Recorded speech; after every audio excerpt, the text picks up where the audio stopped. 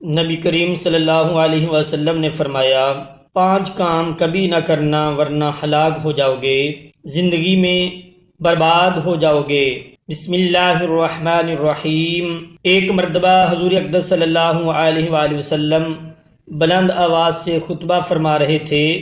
آپ نے فرمایا، اے لوگو، ان 5 چیزوں سے پرہیز کرنا ورنہ برباد ہو جاؤ گے، ہلاک ہو جاؤ گے۔ ایک صحابی نے دست ادب ہاتھ جوڑ کر عرض کی، یا رسول اللہ صلی اللہ علیہ وآلہ وسلم، وہ کون سی ایسی 5 چیزیں ہیں جن کو کرنے سے بندہ ہلاک ہو جاتا ہے اور محشر کے روز بھی آپ کی شفاعت سے محروم رہے گا؟ صحابی کی بات سن کر حضور اقدس صلی اللہ علیہ وآلہ وسلم نے فرمایا، نمبر 1، کبھی بھی کسی خاتون پر تہمت نہ لگانا، اس پر جھوٹا الزام نہ لگانا۔ حضرت عائشہ رضی اللہ تعالی عنہما فرماتی ہیں کہ رسول اللہ صلی اللہ علیہ وآلہ وسلم اپنی بیویوں میں سے انصاف کے ساتھ باری مقرر کرتے، پھر فرماتے، اے اللہ، یہ تو میرا کام ہے جس کا مجھے اختیار ہے، جس چیز میں تجھے اختیار ہے اور میں بے بس ہوں، اس بارے میں مجھ پر گرفت نہ کرنا۔ حدیث مسلم میں، وہ عورت گو تمہاری بیوی، بہن یا ماں دور کی بات ہے، کسی اور کی عورت بھی ہو، اس پر جھوٹا الزام لگاؤ گے تو اللہ تبارک و تعالی تمہیں معاف نہیں کریں گے، تمہیں برباد کر دیں گے، ہلاک کر دیں گے۔ محترم ناظرین، ہم نے بعض اوقات دیکھا ہے کہ ایک سیدھی سادی ایماندار اور پردہ دار خاتون پر بھی الزام لگا دیا جاتا ہے، وہ اس لیے اس کے باپ یا بھائی یا کسی اور رشتہ دار نے ہمارے ساتھ زیادتی کی تھی یا تہمت لگائی تھی، اس لیے ہم نے اس زیادتی یا تہمت کا بدلہ لیا ہے۔ یہ سراسر اللہ کے قہر کو آواز دینے کے مترادف ہے۔ ہم کون ہوتے ہیں کسی سے بدلہ لینے والے؟ ہم کچھ نہیں اس ذات کے آگے، اس پر چھوڑ دو۔ انصاف کرنا میرے اللہ کا کام ہے، تو اس کی رضا پر صبر کرو، پھر دیکھ اللہ تعالیٰ تیرے ساتھ کیسا انصاف کرتا ہے۔ جب تحقیق کی جاتی ہے وہ خاتون بے گناہ نکلتی ہے۔ ایسے ہی الزام لگانے والے کو اللہ تعالیٰ قیامت کے روز معاف نہیں کریں گے، کیونکہ حضور اقدس صلی اللہ علیہ وآلہ وسلم پہلے ہی خبردار کر چکے ہیں۔ ایک اور مسلم شریف کی حدیث میں ہے، قیس بن عباد سے مروی ہے، کہتے ہیں کہ ہم نے عمار رضی اللہ تعالی عنہ سے کہا، تم اپنی لڑائی کے بارے میں کیا سمجھتے ہو؟ یہ تمہاری اپنی رائے سے ہے، کیونکہ رائے تو درست بھی ہوتی ہے اور غلط بھی ہوتی ہے۔ جو رسول اللہ صلی اللہ علیہ وسلم نے آپ سے کیا، انہوں نے کہا، رسول اللہ صلی اللہ علیہ وآلہ وسلم نے جو عہد لوگوں سے نہیں لیا وہ ہم سے بھی نہیں لیا۔ اور رسول اللہ صلی اللہ علیہ وآلہ وسلم نے فرمایا، میری امت میں 12 منافق ہوں گے جو نہ تو جنت میں داخل ہوں گے نہ ہی جنت کی خوشبو سونگھ سکیں گے، جب تک اونٹ سوئی کے سوراخ میں سے نہ گزر جائے۔ ان میں سے 8 ایسے ہیں جنہیں ایک پھوڑا ہی کافی ہوگا، آگ کا ایک شعلہ جو ان کے کندھوں میں نکلے گا اور آخر کار ان کے سینوں میں ظاہر ہو جائے گا۔ نمبر 2، صحیح حدیث شریف میں ہے، آپ صلی اللہ علیہ وآلہ وسلم نے فرمایا، کسی یتیم، غریب، مسکین کا حق نہ کھانا، اس کا مال نہ کھانا، ہلاک ہو جاؤ گے، برباد و تباہ ہو جاؤ گے۔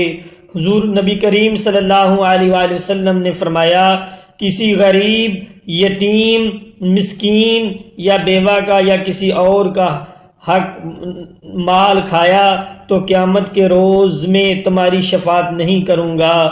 ناظرین، آپ خود سوچئے، جب آپ صلی اللہ علیہ وآلہ وسلم قیامت کے روز کسی کی شفاعت نہ کریں، وہ اس دنیا میں بھی ہلاک ہو چکا اور محشر کے روز تو ہلاک ہوگا، بلکہ جہنم کے بڑے گڑھوں میں سے ایک گڑھے میں رہے گا، اس کو کبھی موت نہیں آئے گی، اس لیے آپ اس کام کو مت کرنا۔ نمبر 3، حضور نبی کریم صلی اللہ علیہ وسلم نے فرمایا، کبھی سود نہ کھانا نہ سود دینا ورنہ ہلاک ہو جاؤ گے۔ جب حضور اقدس صلی اللہ علیہ وسلم نے یہ حکم صادر فرما دیا کہ سود دینا اور لینا دونوں کے لیے حرام اور ناجائز ہے اور یہ کام شریعت محمدی میں ناجائز ہے، اور اس مکروہ عمل کو کاروبار بنانے والے جب حضور اقدس صلی اللہ علیہ وسلم نے حکم دے دیا ہے یہ عمل حرام اور ناجائز ہے، تو اس لیے حضور نبی صلی اللہ علیہ وسلم نے اپنی امت کو خبردار کیا تھا یہ کام نہ کرنا، یہ عمل جہنم میں لے جائے گا۔ لیکن ہم نے تو یہ کاروبار بنا دیا ہے، ہم جانتے ہوئے بھی کہ یہ سود ہے، بینک میں پیسے رکھ دیتے ہیں، اس کا ماہانہ منافع کھا رہے ہوتے ہیں۔ خیر ہے ہم بھولے بنتے ہیں، دراصل ہم خود کو ہی دھوکہ دے رہے ہوتے ہیں۔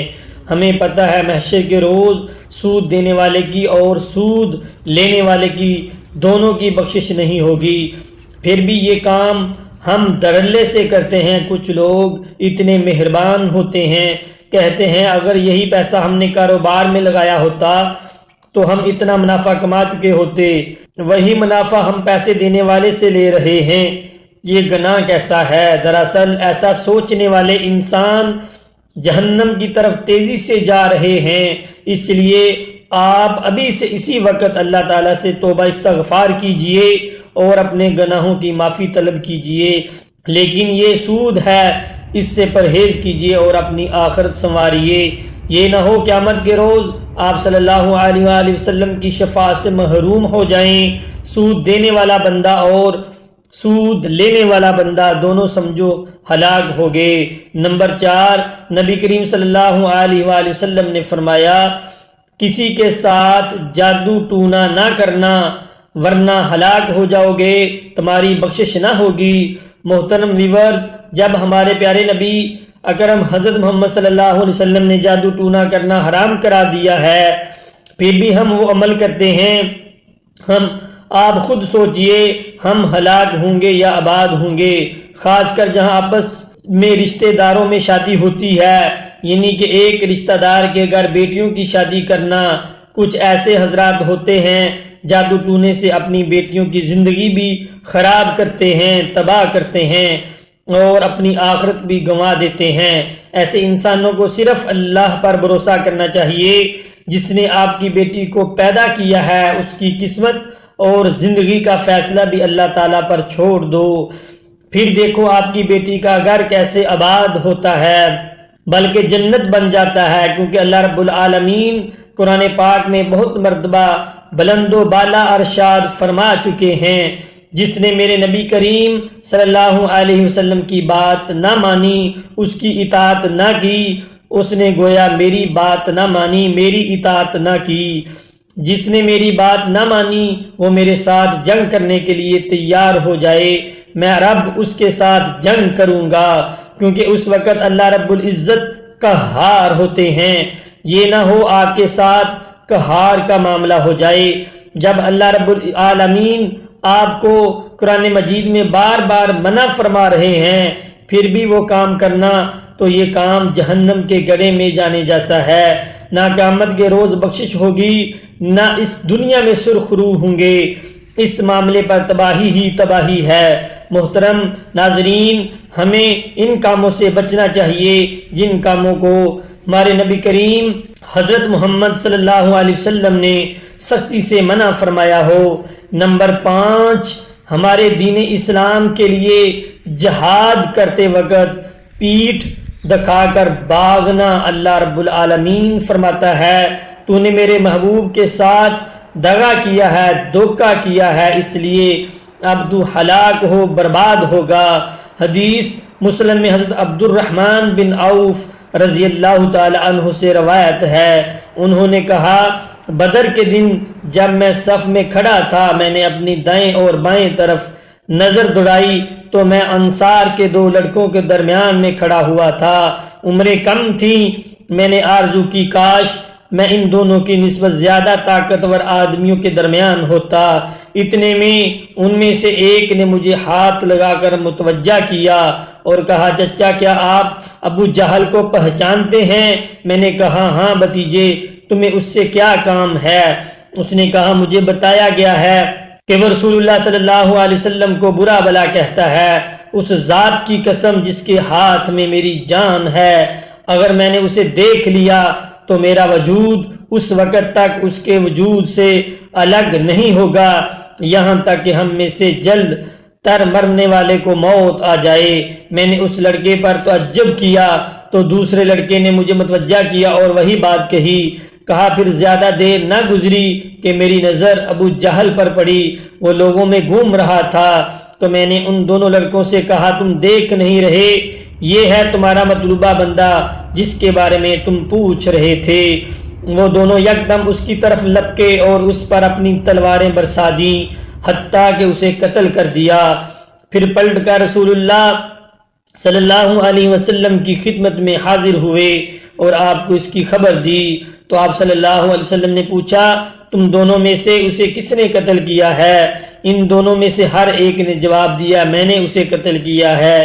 آپ صلی اللہ علیہ وسلم نے پوچھا کیا تم دونوں اپنی تلواریں صاف کر لی ہیں؟ انہوں نے کہا نہیں۔ آپ صلی اللہ علیہ وسلم نے دونوں تلواریں دیکھیں اور فرمایا تم دونوں نے اسے قتل کیا ہے، اور اس کے ساز و سامان کا فیصلہ آپ نے معاذ بن عمر رضی اللہ تعالی عنہ کے حق میں دیا، اور وہ دونوں جوان معاذ بن عمر اور معاذ بن افرار رضی اللہ تعالی عنہ تھے۔ حدیث مسلم میں اس وقت اللہ رب العزت فرماتے ہیں تم تو میرے محبوب کے دین کے لیے آئے تھے، وہ راہ حق پر تھے اور وہ راستہ میں نے دیا تھا، تو نے اس سے اقرار نہ کیا، اگر تو قتل ہو جاتا تو شہید کہلاتا، جب تو میرے پاس آتا تجھے حوریں لے کر آتی اور جنت میں اعلیٰ مقام ملتا، اس لیے یہ بندہ میرے نبی کے دین کی خاطر آیا تھا، لیکن اب پیٹھ دکھا کر بھاگ رہا ہے۔ اس بندے سے اللہ رب العزت غضبناک ہو جاتے ہیں، وہ محشر کے روز جہنم کے بڑے گڑھوں میں سے ایک گڑھے میں رہے گا، مرے گا نہ، اس کو موت آئے گی، بس جہنم کے ایک بڑے گڑھے میں رہے گا۔ حدیث مسلم میں زید بن ارقم رضی اللہ تعالی عنہ سے مروی ہے، کہتے ہیں کہ جہنمی کو آگ کے لیے بڑا کر دیا جائے گا حتیٰ کہ اس کی ایک داڑھ احد پہاڑ کے برابر ہوگی۔ کسی بے گناہ کو قتل نہ کرنا، حضور اقدس صلی اللہ علیہ وسلم نے فرمایا جس عمل کو اللہ رب العالمین نے حرام قرار دیا ہو اس کو نہ کرنا، یعنی کسی بے گناہ کو قتل نہ کرنا۔